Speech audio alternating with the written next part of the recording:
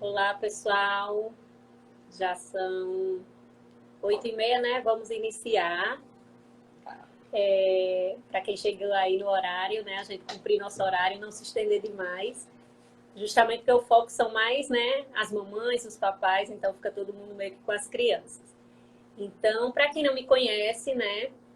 Eu sou Gleice Mello, sou nutricionista materno-infantil e junto com a Ana Lígia estamos nesse projeto, né? Com foco na recusa alimentar. Eu sou Ana Lígia Bezerra, como o Gleice falou, sou psicóloga clínica, né? O foco maior é a psicologia infantil. E a gente está aqui para falar ainda mais sobre recusa alimentar, já muito extenso, né? Para que vocês já aprenderam a identificar isso, quando é recusa alimentar, quando não é verdade. Então, assim, convido vocês que estão aí a convidarem outras pessoas, né? Que acham que é muito interessante. Chama lá para nossa live para acompanhar com a gente, né, Gleice? Isso. A gente tá toda quinta-feira, né? Agora, a partir das 8h30, falando sobre esse tema de recusa alimentar, né? Iniciamos segunda passada.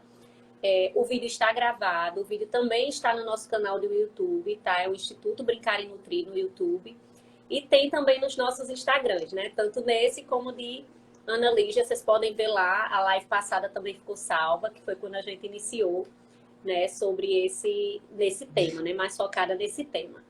Muito certo? chique. E como a Ana Lígia falou, quem ainda não mandou, chama aí o pessoal que vocês sabem que de vez em quando se queixa, que de vez em quando comenta, ai, meu filho tá com isso, tá com algum tipo de chateação, de incômodo na hora da refeição, não tá querendo aceitar determinadas coisas, então chama esse pessoal aí todo aqui pra gente conversar um pouquinho, tá? E qualquer dúvida que vocês tenham, podem ir mandando aqui durante a live, que sempre que possível a gente já vai respondendo vocês. Combinado, pessoal? Vocês estão ouvindo a gente bem, vendo bem, tá tudo certinho? Eu hoje estou na clínica, né, para ver se dessa vez eu não saio da live. Isso, quem acompanhou a semana passada, né, viu que a gente teve um pequeno probleminha técnico aí, mas no final das contas deu certo. Hoje será ainda melhor, né? De vez em quando vocês vão me ver aqui olhando para cá para ver se eu não estou esquecendo de nada, tá bom? Isso, eu também fiz os meus apontamentos por aqui. Precisando perguntar alguma coisa, vocês podem mandar que a gente tá aqui e responde na hora, tá bom? Então, vamos lá, né, pessoal? Já nos apresentamos, já combinamos com vocês de vocês convidarem as pessoas, né, que vocês sabem que gostariam de estar aqui vendo esse tema. Já falamos sobre o nosso canal do YouTube também. No final da live a gente também vai deixar ele, o link, que aí qualquer coisa vocês já se inscrevem lá, tá? E vamos iniciar então o nosso tema de hoje, né? O nosso tema de hoje é focado em como identificar a recusa alimentar, né? Quando a gente deve se atentar a isso. E aí eu convido vocês, inicialmente, a refletirem um pouquinho, né, nesse tema. Por exemplo, quando vocês pensam na criança de vocês, no filho, no amiguinho, na criança que vocês geralmente convivem, né? Essa criança, ela exclui um grupo completo de alimentos, por exemplo, o grupo das frutas. Não, meu filho não come nenhuma fruta.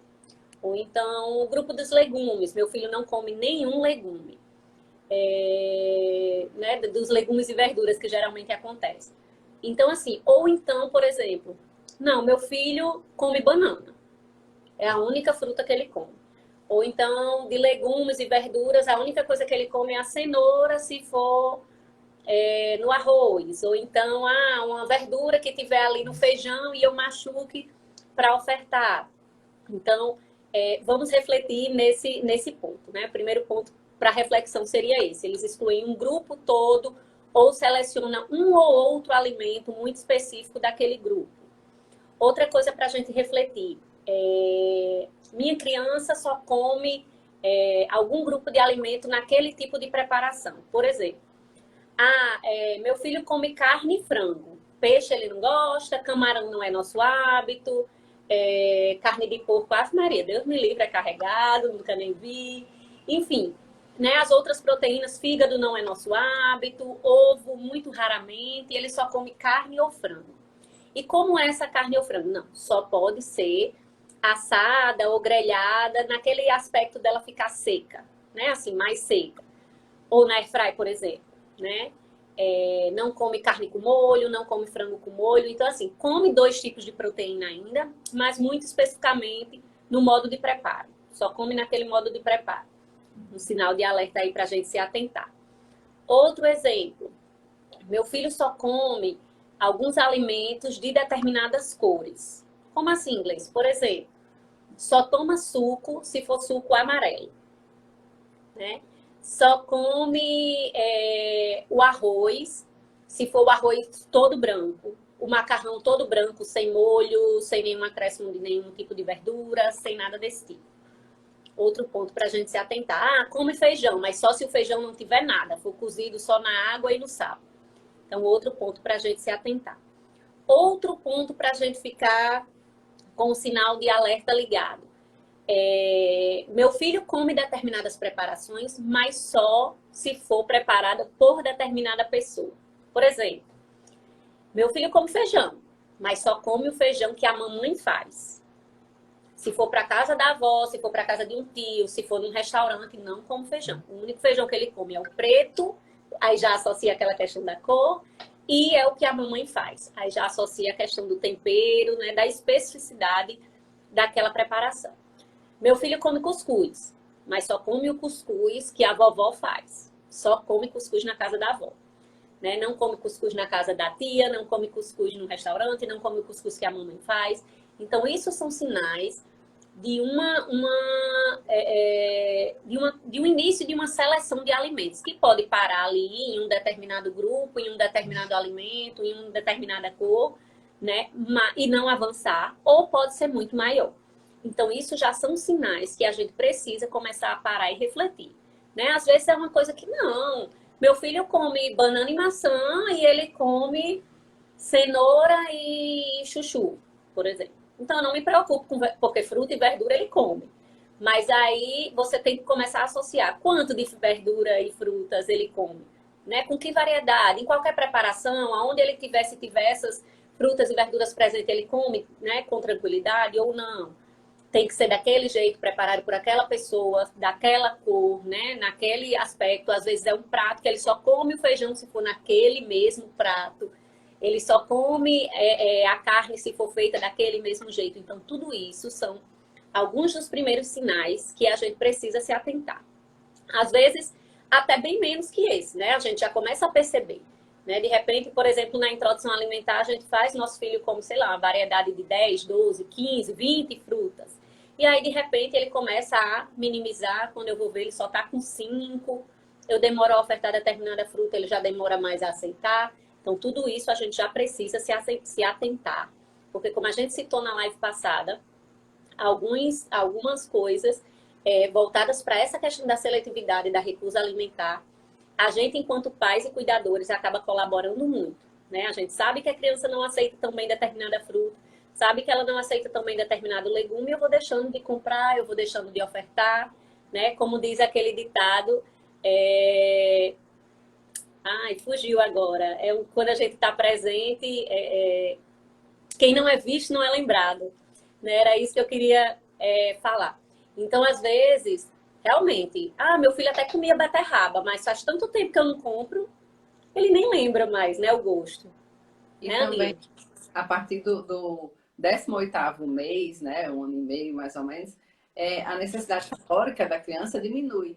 Então, é natural Uhum. que a oscilação aconteça, que eles passem a rejeitar mais alimentos. Uhum. E faz parte também do processo Faz parte do de autonomia desenvolvimento. da criança. Isso, faz parte. E aí, naturalmente, ele vai começar a selecionar aquilo que ele tem mais afinidade, que ele tem mais gosto.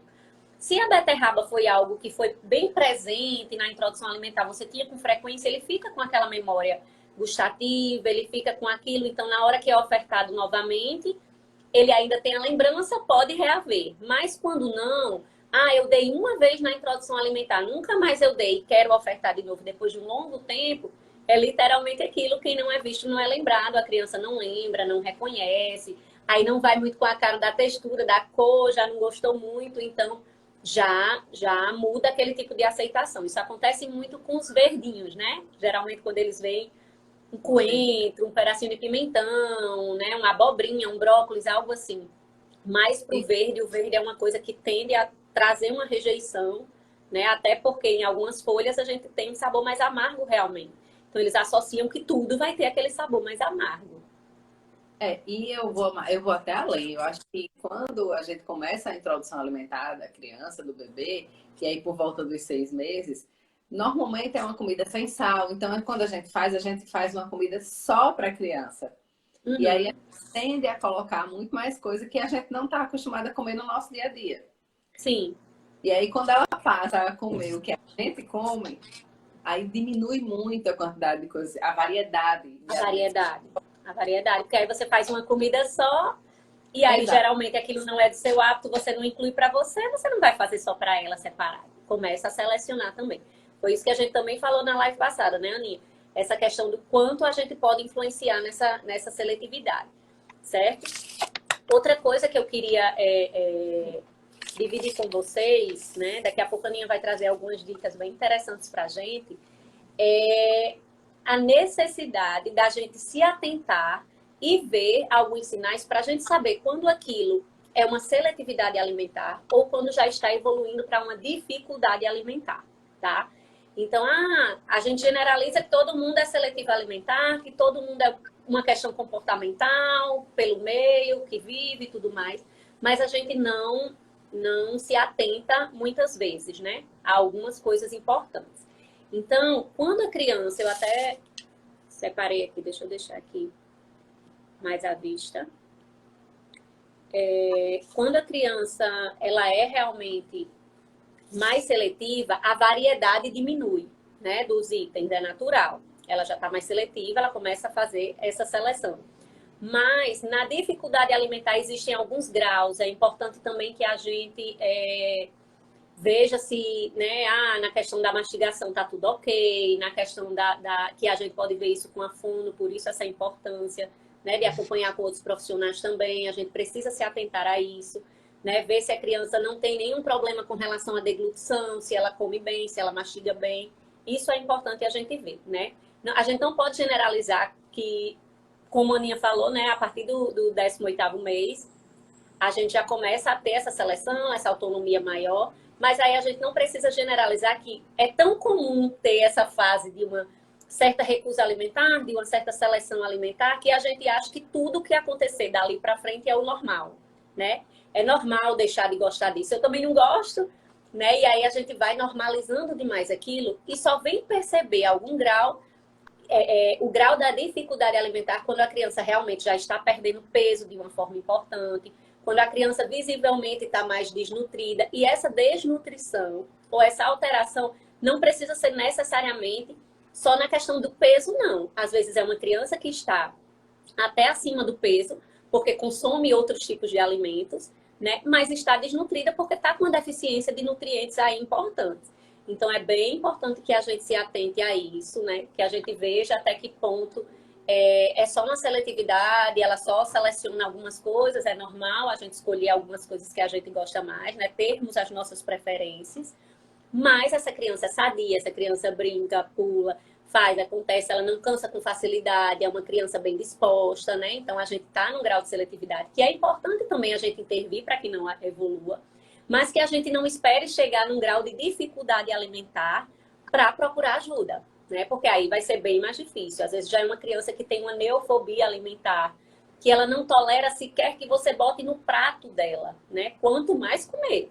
Né? Então, assim, e aí a gente quer forçar, quer que coma, quer obrigar, quer fazer, né, algumas intervenções que não seriam por aí, porque está muito desesperado quando você se dá conta, seu filho só come arroz ou macarrão, não come feijão e nenhum outro tipo de leguminosa, nenhuma cor de feijão, nem ervilha, nem grão de bico, não come nada disso.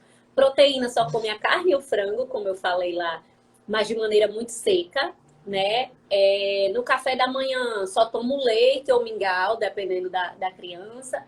Na hora dos lanches, se comer fruta, é uma ou duas frutas no máximo. Então, acaba que quando a gente se dá conta, o círculo, né, o círculo já se fechou muito mais, né? A gente já está com um leque aí bem mais, de uma dificuldade bem maior. Então, aí já não é só mais uma seletividade alimentar. Aí essa criança já está entrando num nível de dificuldade alimentar. Então, é bem importante que a gente se atente e pese, né? Até que ponto? Ah, minha criança está sadia, está tudo ok com ela está evoluindo bem, está se desenvolvendo bem, na escola não tem nenhum atraso, né? No sentido cognitivo, está tudo ok. Mas eu estou percebendo que a variedade está pouca da alimentação, a diversidade está pouca, eu já posso buscar ajuda, sem dúvida. Não preciso esperar que chegue no nível, né, de uma dificuldade alimentar mais importante. Enquanto está tudo bem com o meu, então, se estiver tudo bem, vamos seguir aqui um pouquinho até a Aninha conseguir restabelecer a conexão dela. Então, assim, arte com artícia, eu acho, né? Perguntou aqui qual o tratamento para dificuldade alimentar. Quando a criança chega realmente num grau de dificuldade alimentar, a gente precisa buscar entender. Deixa eu ver se foi a Aninha que chegou aqui. Isso. Quais foram as causas. E aí, assim como a gente falou na live passada, a gente precisa entender se teve uma causa emocional importante, se teve uma mudança importante, né? Se teve algo. Aninha, eu estou aproveitando para responder aqui uma perguntinha de uma seguidora, né? Perguntando qual o tratamento para a dificuldade alimentar. E aí, o que eu estava dizendo para ela é que a gente precisa realmente tentar entender a causa principal daquilo ali, né? Se houve alguma questão psicológica no sentido de algum trauma, de algum transtorno maior, de uma mudança grande, de uma perda importante. Ou se não teve isso, foi algo progressivo, ela começou a rejeitar, né? Aquela criança começou a rejeitar determinado alimento e a gente foi cedendo, foi passando a ofertar só aquilo que já sabia que era garantido dela comer. E aí chegou um momento que até aquilo que era garantido dela comer, ela começou a deixar de aceitar. E aí chegou um momento que o ganho de peso já não era satisfatório, ou o ganho de peso acontecia porque sabia-se que comia, né, muitos alimentos ricos em açúcar, gordura, industrializados. Então, tudo isso a gente precisa avaliar para ir trabalhar, né? Nem vai ser só, dificilmente vai ser, quando chega no nível de dificuldade alimentar, realmente a gente precisa de uma equipe multidisciplinar, né?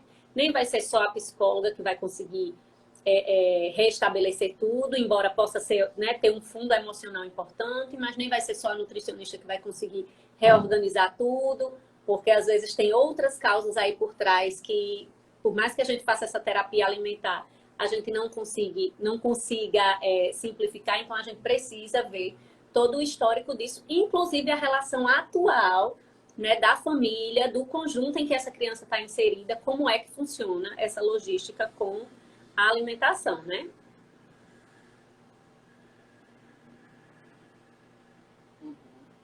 Sim, como eu estava falando, né? Eu acho que a postura da família diante dessa situação, para uma boa Sim. ou uma má relação com a comida, né? Inclusive na vida adulta, que a gente carrega isso para sempre. Eu nem consegui ouvir o que é que você trouxe. Sobre algumas dicas ser feito, porque às vezes a gente, enquanto pais, a gente fica tão desesperado para que a criança coma que a gente não consegue enxergar soluções. Né? Isso. Eu estou atendendo e é super interessante. Hoje eu trouxe, na sessão passada, eu tinha combinado com o pai fazer algumas coisas, alguns alimentos para eles experimentarem. Só que eu queria que fosse toda a família, porque a criança também precisa ver que os pais estão experimentando coisas novas, né? E aí Sim. O pai olhou para mim assim, como assim? Eu, né? Acho que até comentei isso na live quando eu propus isso. E aí hoje eles vieram para eu fazer esse experimento, né? E ele botava na boca e já cuspia, ele nem mastigava nem nada, ele botava na boca e cuspia. Então assim, para aquela que permitir, pelo menos, que o alimento entrar na boca dele, já foi uma conquista, né? Com certeza, com certeza. O próximo passo é com que ele morda, pelo menos. E aí a gente precisa ser, né? E validar o comportamento dele. É a solução que a gente precisa reforçar. Isso. Né? Não ficar nesse desespero que precisa comer e precisa engolir logo. É assim que funciona. Uhum. Então, assim, alguns pontos eu acho que são fundamentais. Manter, por exemplo, o ritmo da criança, né? Se está em semana ou se está em final de semana, se está dias ou se está em aula. Tá? Então, ter essa rotina, ela é fundamental para que a criança siga e assim ela vá se adaptando à introdução de alimentos, tá? Querem isso seja novo, alimentos que ele já está acostumado, já está adaptado, mas a rotina ela é muito importante. Então, essa questão de engolir, ela não é a principal meta. A gente precisa reconhecer as pequenas evoluções. Deixa eu ver o que mais. Deixa eu só complementar um pouquinho isso que você falou, a criança Aninha. Precisa também identificar o que é que ela realmente está se identificando, o que é que ela não gosta. Então, muitas vezes, ela já está tão adaptada a botar para fora e não querer comer, que a gente fica naquela não comendo porque não quer. E muitas vezes também comer uma coisa que realmente não gostou. E aí vai sim botar para fora. Aninha, acho que está com um atrasozinho então, também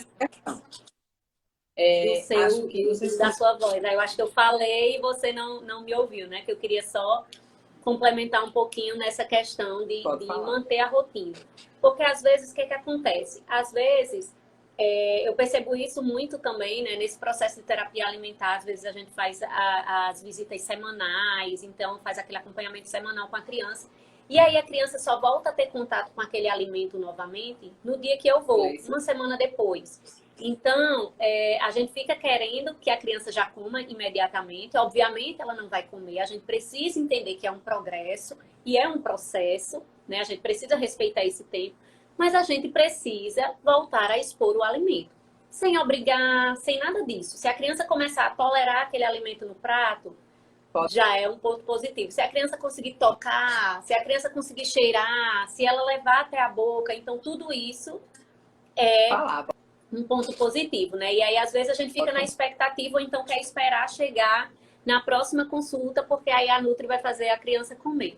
Então, às vezes, a gente acaba, né, fazendo com que esse processo se estenda muito mais, porque ela vai demorar muito mais a ter essa nova exposição ao alimento, né? Então, por isso que é tão importante essa parceria com a família, que a família siga desenvolvendo, né, ao longo da semana ou dos 15 dias, enfim, até a próxima consulta para a gente ver o próximo passo a ser trabalhado.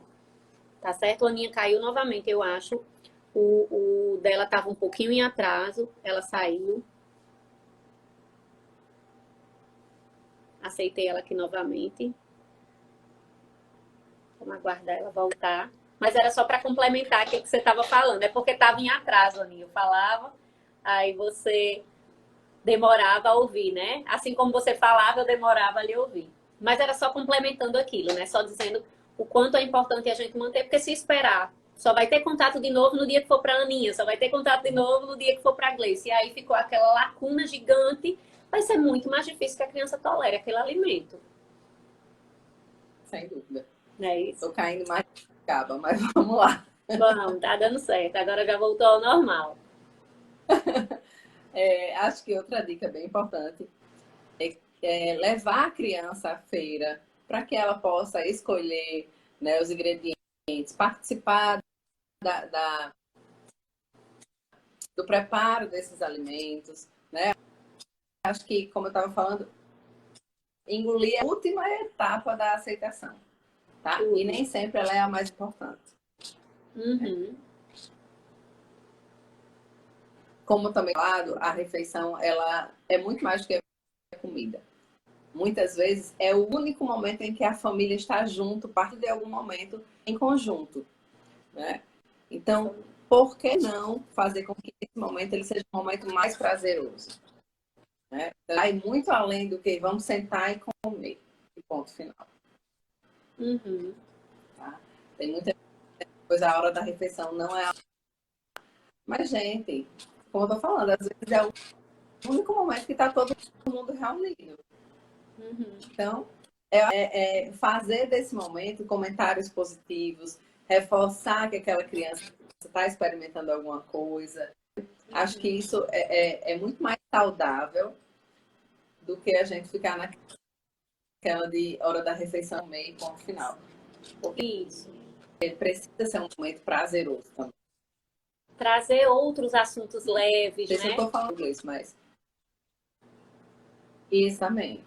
Não tô falando nada Eu de acho que é besteira, mais por não, aí. né? Essa questão de que tá comendo, é todo mundo em silêncio, não sei o quê. Uma coisa é ter educação de não falar de boca cheia. Outra coisa é você aproveitar aquele momento em família para partilhar de outros assuntos, para combinar algumas coisas que vocês querem combinar, para saber como foi o dia da criança, como está sendo na escolinha, né? O que é que ela tem ali de angústia. De repente ela vem com toda uma expectativa de contar alguma novidade do que aconteceu com ela, de partilhar alguma coisa, você, não, é hora da refeição. Então, assim, a refeição, eu acho que até pra gente, enquanto adulto, quando a gente vai refletir das nossas memórias da infância, será que a gente tem uma memória positiva ou negativa desses momentos de refeições com a nossa família?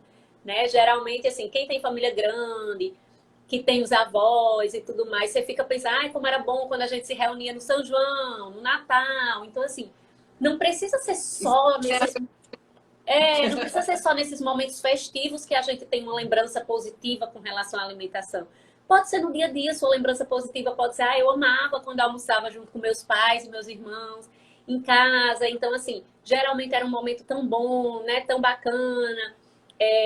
Quem fazia a nossa comida não era minha mãe, era alguém que cuidava da casa, enfim.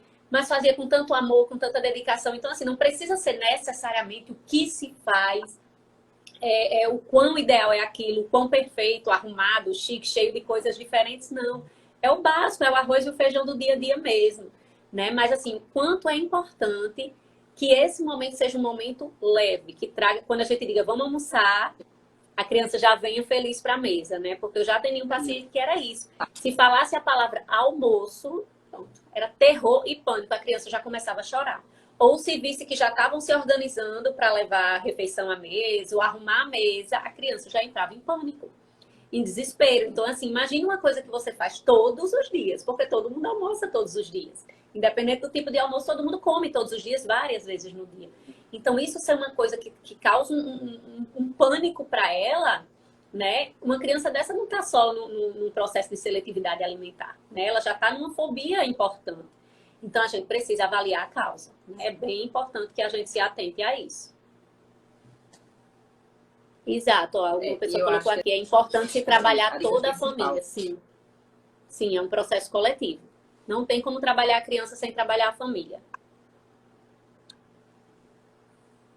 E na mais vezes o grande problema, a grande questão está justamente na família. Uhum. O alimento é ofertado, né? E aí eu acho que é mais importante são exatamente para os adultos.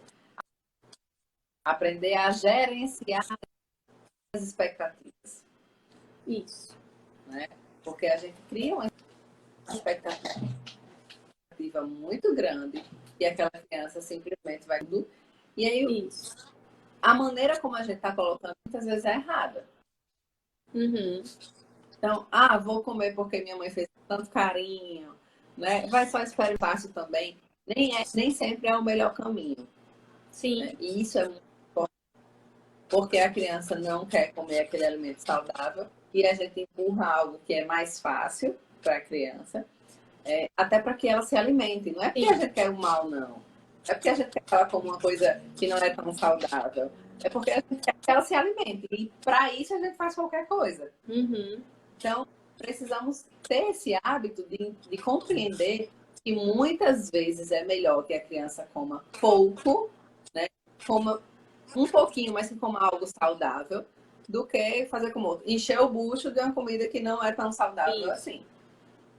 Porque a gente resolve o problema a curto prazo, mas a longo prazo a gente não colabora em nada. Pelo contrário, a gente estende mais, Sim. né? Teve uma pessoa aqui, Sergiane, colocou assim.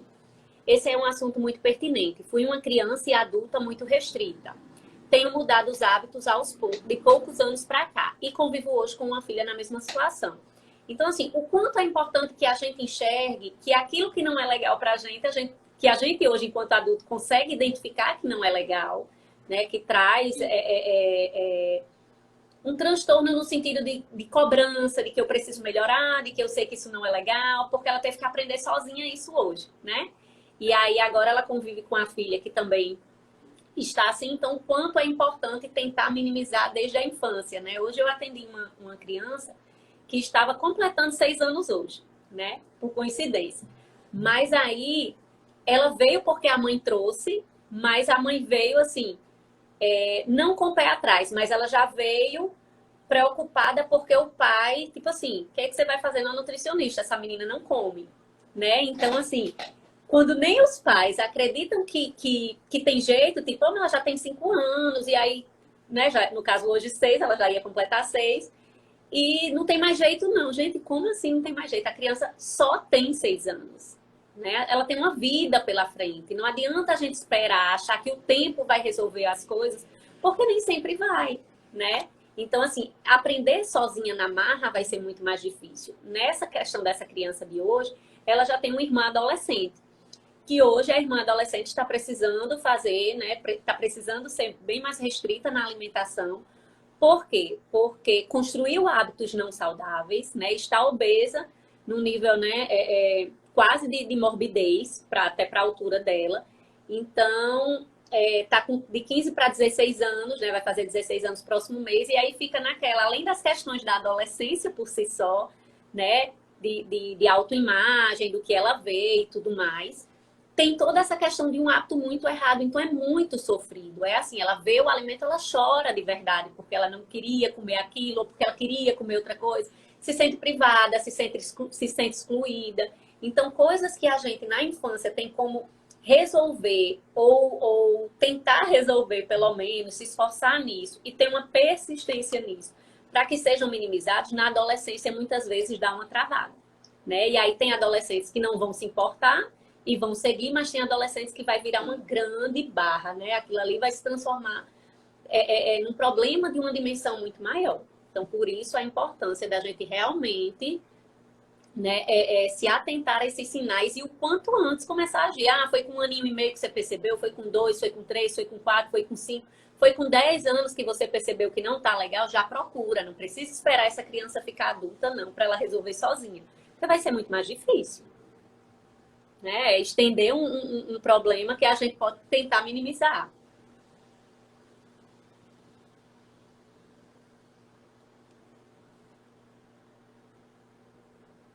Sim, sim.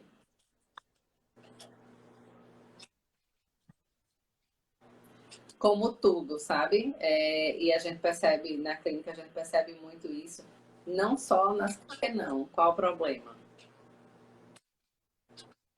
Né? Então, se a gente começar a tratar cedo, quanto mais cedo a criança aprende a lidar com isso, mais fácil vai ser quando ela tiver adulta. E aí a gente precisa entender também, enquanto pai e mãe, e aí às vezes não é só a nutrição. Muitas vezes a nutricionista consegue dar conta de tudo. Mas tem casos que não é só a nutricionista, não é só a psicóloga, é um conjunto. Uhum. É um conjunto. Então vai aí de nutrição, pediatria, fono, né? Eu acho que a gente precisa ter então, trabalhar, Exato. vamos fazer uma né? Eu acho que até por isso a gente até nós convidamos até uma pediatra, né, Gleice, para participar. A nossa próxima live será com ela. Doutora Larissa. E aí eu espero que dê mais certo, né? Que não trave tanto assim você e ela. Não, vai dar certo. Na nossa próxima live, né, aproveitando aí que a Aninha já falou, essa questão realmente do trabalho multidisciplinar é muito importante a gente entender. Eu preciso entender quando, até onde vai o meu profissionalismo, né, com relação à nutrição, até onde a nutrição pode ir, a gente vai, mas tem uma hora que a gente precisa da psicologia, vai até onde, tem uma hora que a gente precisa da pediatria, vai até onde, né, a fono vai até onde, e aí a gente consegue, né, se completar. E principalmente, e fundamental também, dentro dessa equipe multidisciplinar é a família. Né? Essa parceria do profissional com a família precisa existir demais, gente, demais, demais. Não esperem que só o profissional que vocês estão contratando ou porque está pagando. Eu estou pagando a nutricionista e não está resolvendo. Toda semana está na psicóloga e não resolve nada. Porque a gente dentro de casa, enquanto pais, enquanto adultos, a gente não se permite mudar nada. A gente não se permite sair um trisco da caixinha, né? Como a gente chama. Então, a gente é aquilo e acabou. Se a gente não consegue abrir muito esse leque. E sem a parceria da família, assim, com certeza a Aninha deve conseguir perceber isso, o quanto é notório, às vezes é uma criança, às vezes até numa condição mais séria já, mais evoluída daquele problema, mas quando a família vem extremamente interessada em colaborar, preocupada, mudando, fazendo mudanças na sua rotina, né? Porque às vezes, meu filho vai dormir de meia-noite, Gleice, 1 hora da manhã. E você dorme que horas? 1, 2 horas da manhã, né? Vocês estão dispostos também a ter uma organização para dormir mais cedo? Isso é um exemplo, tá, gente? Mas assim, pequenas coisas que parece que a gente quer fazer um bicho, a gente quer que a criança faça por obrigação, e a gente, enquanto adulto, que tem esse poder da decisão, não consegue, né? Não consegue fazer. Então, a gente precisa colaborar, a gente precisa fazer parte, né, daquele processo e não deixar só o profissional vai resolver, fulano vai resolver, a babá resolve, a menina que cozinha para mim resolve. A família precisa estar junto. Né, Aninha? Tem uma pergunta aí. Tem um afilhado de 1 ano e 8 meses que só come passado no liquidificador. Quando oferece um pedaço, ele quer saber por onde começar. Quer responder, Gleice? Tá. Primeiro passo que a gente precisa entender, acho que é Rayane.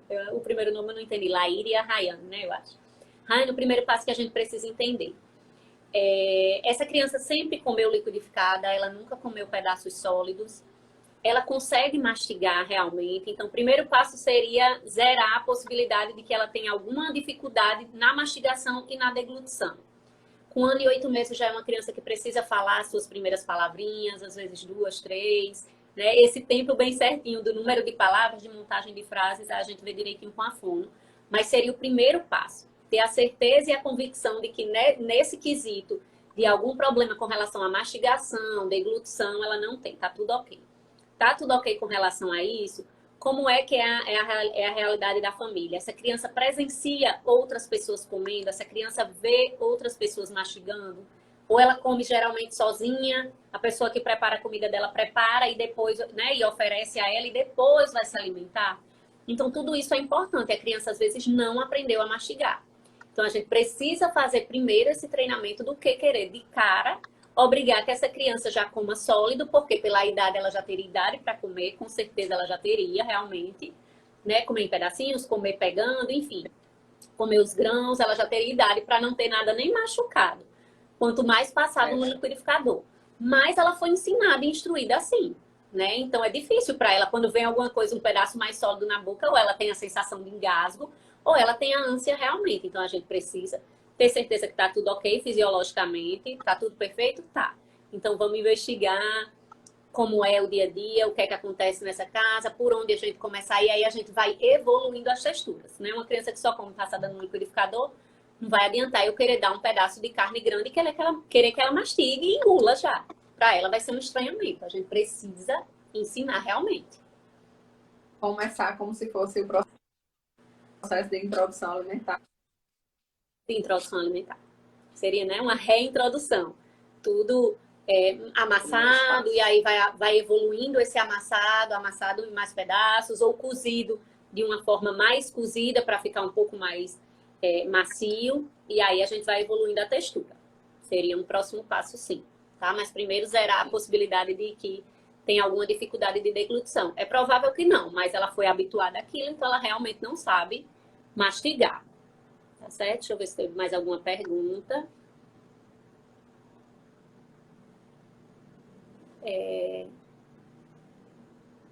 Costa Lúcia, né, colocou assim, geralmente, eu acho que foi com relação ao almoço que a gente falou, geralmente é um momento de estresse. Ver uma criança não aceitar nada além de arroz e carne. Realmente é. Eu entendo que seja, porque às vezes até, né, quando é uma criança, um filho que come de tudo, que come uma variedade importante, no dia que ele não quer, você já estranha. Então, imagine isso sendo a rotina. Eu entendo que realmente traz uma preocupação grande para a família. Mas obrigar, ameaçar, querer que coma a qualquer custo, né? Ficar nessa imposição não vai ajudar, né? Na hora pode resolver. Pode ser que naquele dia, na obrigação, a criança já está tão exausta, já não quer mais nem confusão, que ela come para se livrar daquela situação, né? Mas a longo prazo isso também não ajuda. Então é importante que quando chegue nesse nível e que vocês reconheçam que, tipo assim, realmente aqui eu não estou sabendo agir. Tô ficando muito preocupada, eu acabo brigando, acaba sendo um estresse, eu fico preocupada, é hora de ter que mandar para a escola, tem que arrumar a criança, enfim, então eu preciso de ajuda realmente, a gente precisa reconhecer, né, até onde vai nosso limite. Assim como a gente, enquanto profissional, precisa reconhecer até onde vai nosso limite e a gente precisa de uma ajuda de outro profissional, os pais também precisam entender que, né, por mais paz, amor e tudo mais que eles, né, tenham pelos filhos, eles precisam entender que chega uma hora que não, eu realmente preciso de ajuda para saber por onde eu vou, para saber qual passo dar, né? E aí não vale copiar a receita do vizinho, né? Aquilo que funciona para uma criança nem sempre vai funcionar para outra, né, Aninha? Cada um tem suas particularidades, suas dores, precisa entender a essência aí da família, né? Sim, exatamente. Então, pessoal, Bom acho que senso, é né? isso. Você ia falar alguma coisa? Não, bom senso, nunca fez mal a ninguém. Verdade, verdade. Então, gente, nessa live de hoje, a gente está encerrando aqui, lembrando daquela frase que eu falei, né? Quem não é visto não é lembrado. Então, voltem a oferecer, né? Volta e meia, trazer aquele legume que não está tão presente no dia a dia de vocês, trazer aquela fruta que não está presente no dia a dia de vocês. Às vezes a criança ainda come, ainda se agrada daquilo e a gente vai deixando passar. Chega uma hora que ela realmente vai tender a rejeitar, tá? Próxima semana estaremos com uma convidada super especial aqui, como a Aninha já falou, né? A doutora Larissa Oliveira, pediatra. Super recomendada aqui em Natal, super renomada, uma pessoa muito querida. Então, ela vai estar aqui com a gente na próxima live, falando também sobre essa importância, né, de se trabalhar multidisciplinarmente, tá certo? Então, a gente aguarda vocês também na próxima quinta-feira, 8h30. E vamos deixar nosso canal do YouTube agora, que a gente tá muito chique, tem canal do YouTube e tudo, para vocês se inscreverem lá, tá bom? Porque esses vídeos todos vão ficar postados lá. Então, sempre que vocês quiserem, vocês vão ter esse acesso mais direto com eles. Tá bom, gente? Combinado? Muito obrigada a todos que estiveram aqui, com toda a paciência de vocês. Aninha, se despeça. Obrigada. Aí. Desculpem mais uma vez. Aí. Então tá bom, pessoal. Tchau, tchau. Tchau, tchau. Super beijo. Até a próxima quinta.